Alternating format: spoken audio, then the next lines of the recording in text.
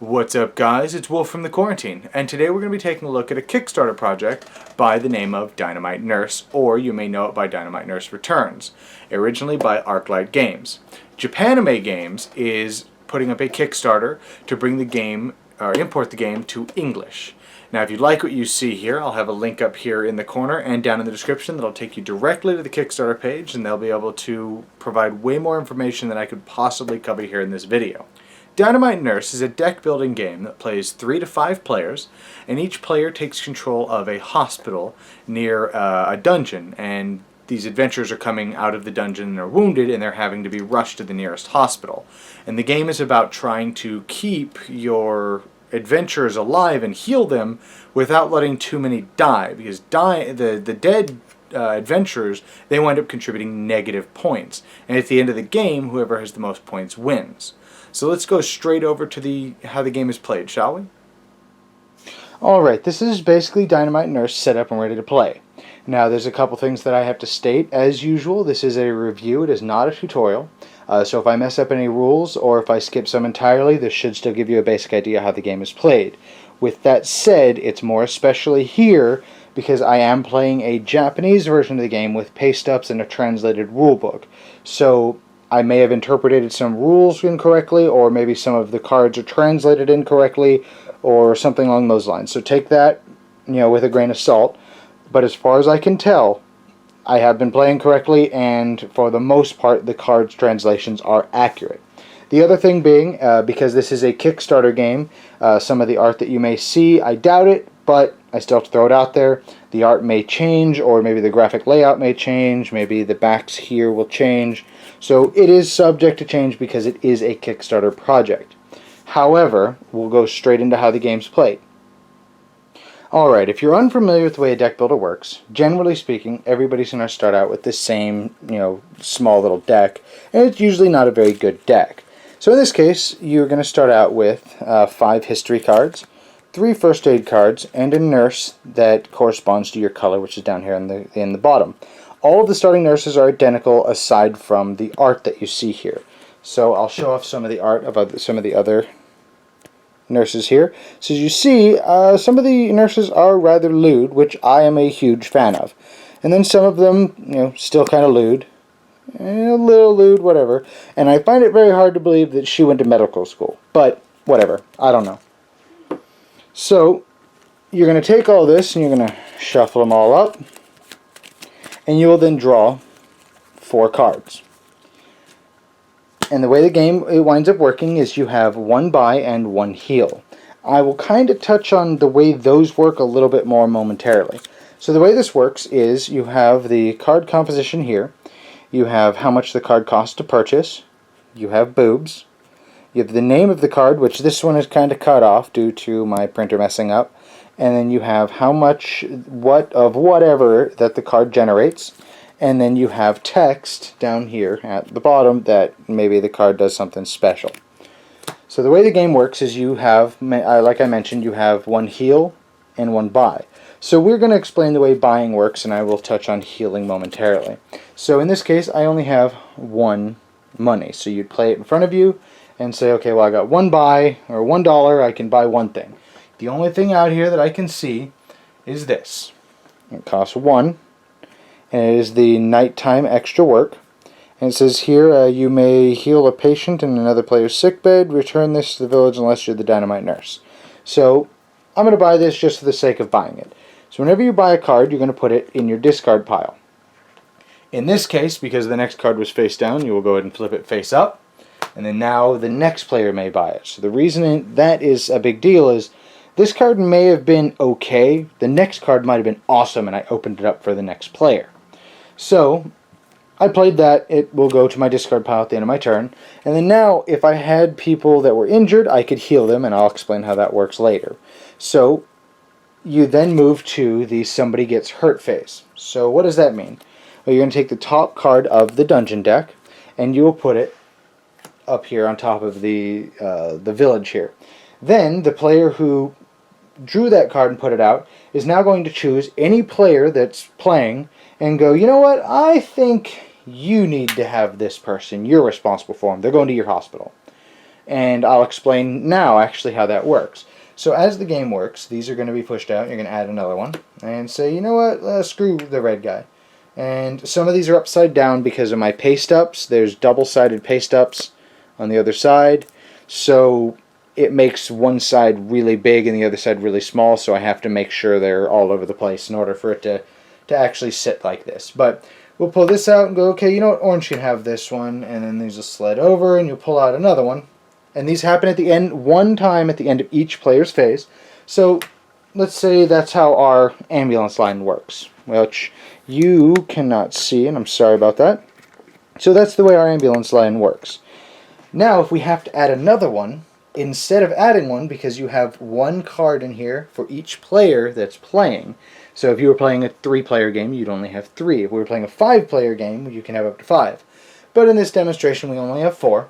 So if I needed to add one, instead of taking one and adding it here, because we don't have any more room, instead, whoever's in front will go critical, which flips over. So if you notice, this is the amount that's needed to heal this character.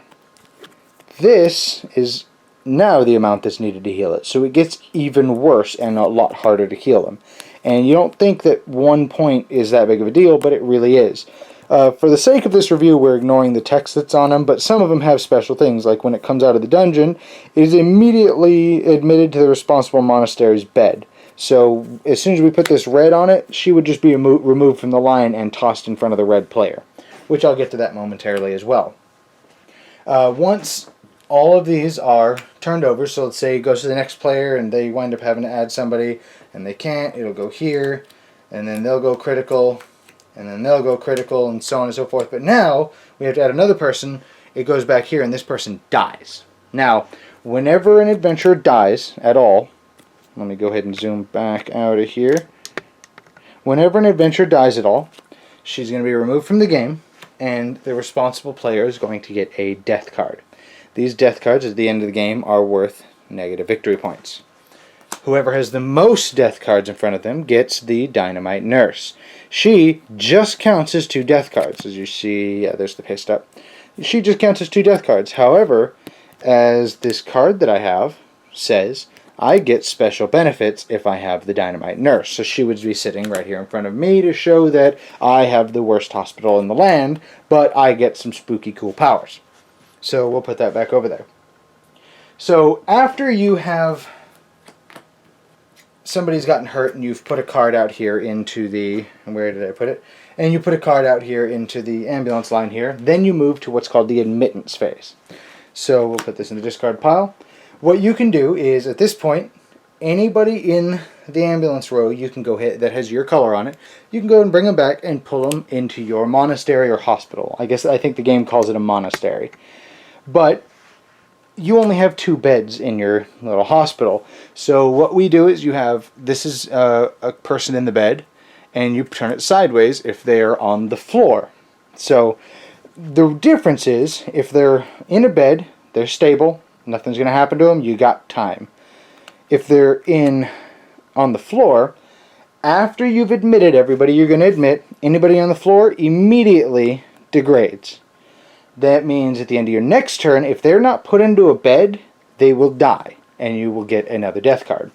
So let me rewind a little bit. I failed to mention, this here is how much you have to treat in order to flip the card back over. Some cards have this, some cards don't.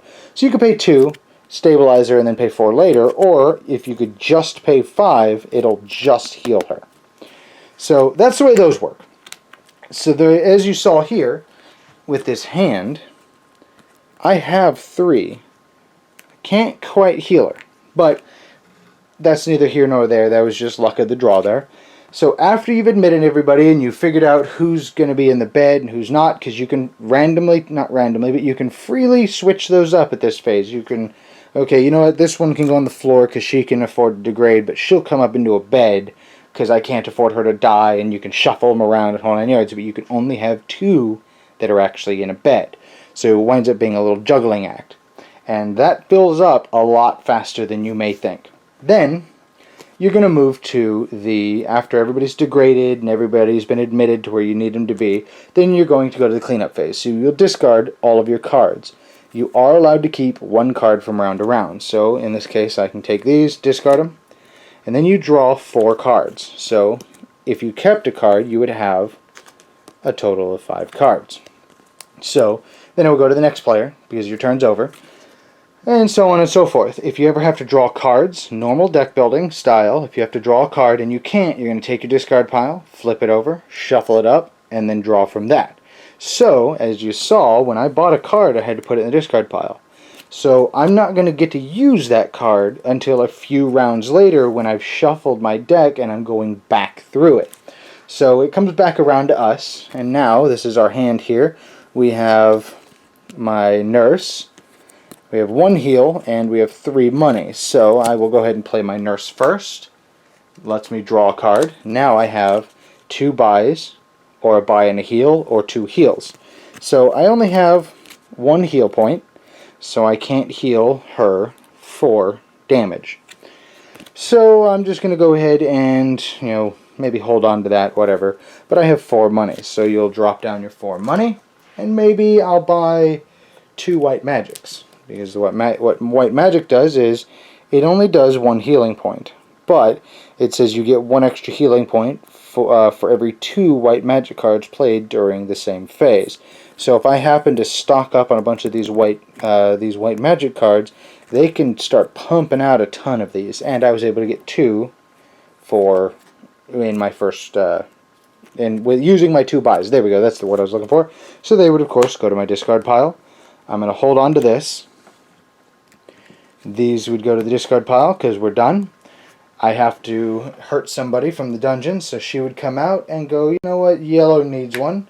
And play continues to proceed this way. So throughout the course of the game, you're going to wind up having a bad time. And it's going to kind of look a little bit like this.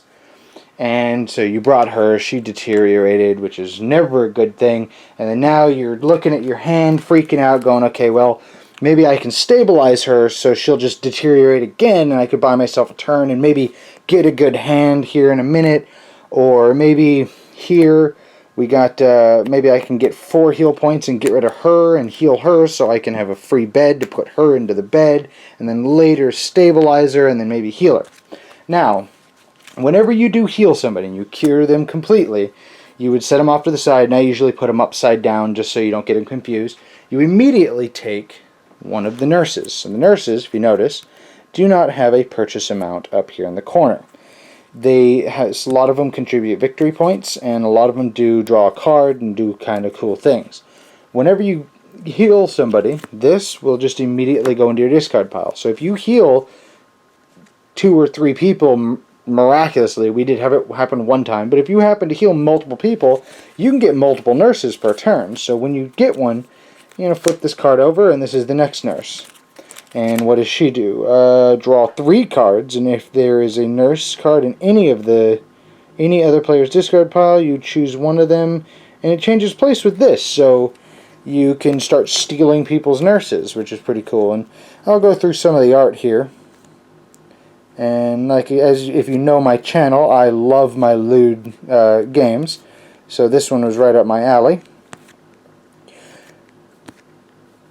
And there's the Dynamite Nurse art from that other card. And some of these, as you see here, there's a victory point. This costs nothing. Some of them are negative victory points, like this one. Some of them have, here's one, endgame abilities that only happen at the end of the game. So it's the endgame, you receive as many bonus victory points as half of the number of remaining kill mark cards round down. So that could be really good. Now the game is going to continue going around and around and around and around and around and around and around until one of 2 things happen. Either the adventure deck is gone, because remember, one of these usually come out every single round. That or people are getting hurt and killed. So this is going to slowly dwindle. Or, if you're playing with a 3-player game, you're going to remove some of these, but you're going to play until all 15 of these are gone. So you're going to want to put these in numerical order, starting from 15, counting down to 1. So when I take this, we now know there's 14 left, 13, 12, so on and so forth. And the way these work is at the end of the game, whoever has, or however many you have here, is worth minus victory points. So I'm not 100% sure if this is because my rules don't translate this spot, but the way we've played is if you have 1, it's worth, then you just get minus 1 victory point. If you have 2, you get minus 2, so on and so forth. So I'm not 100% sure, don't quote me on that, because my translated rules do not mention how these work, but you get minus victory points for having these. So you have 6, you have minus 12 victory points, and then from that point on, you know, whatever. If I wind up having 12 at the end of the game, whatever, I'm still only getting minus 12 points. Not a big deal. However, keep in mind, the Dynamite Nurse counts as 2 as well. So after one of those 2, either all of these are gone or the adventure pile is gone, you are going to dig through your deck and you're going to pull out everything that has a victory point symbol here. You're going to find out exactly how many victory points you have. You're going to take all of your healed people and add up their victory points. You're going to deduct how many people died in your hospital, and then whoever has the most victory points wins. That is basically how you play Dynamite Nurse. I know it was a little all over the place, and this is kind of a unique deck builder, so it was a little difficult to kind of get everything in here. But let's just go straight over to my final thoughts, shall we? Alright, full disclosure before I start, I did contact Japanime Games that I wanted to do a review for this, and I already have a Japanese copy, and if they wanted me to do that. And they responded that they'd love to have me do that, and as a thank you, they're going to go ahead and send me an English copy of the game. So I just wanted to disclose that right out of the gates, just in case there's any question or anything like that. However, I have a Japanese copy of the game. I've had it for about a year, and that should give you an indication. I love Dynamite Nurse. The game is fantastic. So anybody who watches my show knows that my 2 favorite genres of games are Hidden Trader and Deck Builders. And add some loot in there for good measure. But my biggest issue, and not really issue, it's more the low point of a deck builder, is a lot of them, Barbarossa for example, one of my favorites, has an issue that it is usually very much a solo game. You're not really interacting with anybody. You're just trying to get your efficiency machine better than their efficiency machine. That's it. That's the core basics of a deck builder. You're just trying to get your deck efficient faster than anybody else. That's it. Not say it's bad. Again, Barbarossa, one of my favorite. I love Tanto Kore. I actually haven't found a deck builder that I didn't actually like. So that's one issue that I have with deck builders. Now, Dynamite Nurse, between you only having 2 hospital beds to hold nurses, you have that stupid ambulance line, and then those blue cards, you are almost always affecting somebody. Every single turn. Whether it's taking a patient out of the ambulance line that maybe somebody else wanted, or whether it's directly playing a card onto them, or taking or giving them patients that they do or do not want, and all of that. There's a lot of player interaction in this game, and I absolutely love it. Those systems work so well together. However, it's not to say the game's perfect. There is no perfect game. Every game has problems, and Dynamite Nurse is no exception. 2 issues that I have with the game. First one being, and I don't really find it an issue, but I do feel that it needs to be stated in a review, is the game is incredibly aggressive. Very, very aggressive, very cutthroat. So if you're not into games like that, Dynamite Nurse might not be the game for you. But every time we play, there's usually threats being thrown around the table and whole 9 yards. And not a bad thing. That's great. But it's just something that needed to be said. The other thing being is that sometimes the game can be very prone to gang up on one person. Give that person all of the 8 cost to heal.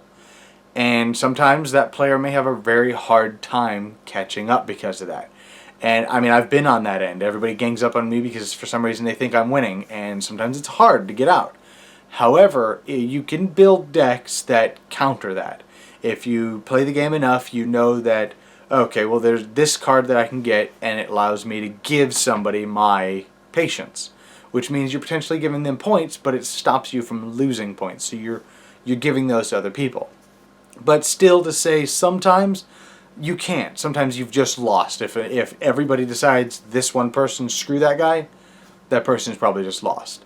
However, I have seen, again, people win in that very same scenario. It's very difficult, but it can happen. So those are really the two biggest issues that I have with the game. The way all the systems work together, the death cards, the fact that they stack. Then you have the adventurers that sometimes the backs, you'll have two of the exact same adventurers, but then the backs are different. It adds a little bit of variety and like uncertainty to how certain people are going to act, and it's an awesome game. The game is, I cannot recommend Dynamite Nurse any more than, the game is outstanding. Pick it up. If you like deck builders and you like confrontational games, game is outstanding. So anyways, that is my review for Dynamite Nurse. If you, again, want to check them out on Kickstarter, the link will be up there and in the description. I also have a Patreon if you'd like to support my show. That will also be up there and in the description. I'm also going to add my Twitter that I never use, that I probably will try to start using here soon to try to get, interact with you guys a little bit more. I may not, but I'll have that in the link as well. Anyways, if you can give me a like, comment, and subscribe, I will see you guys next time in the quarantine.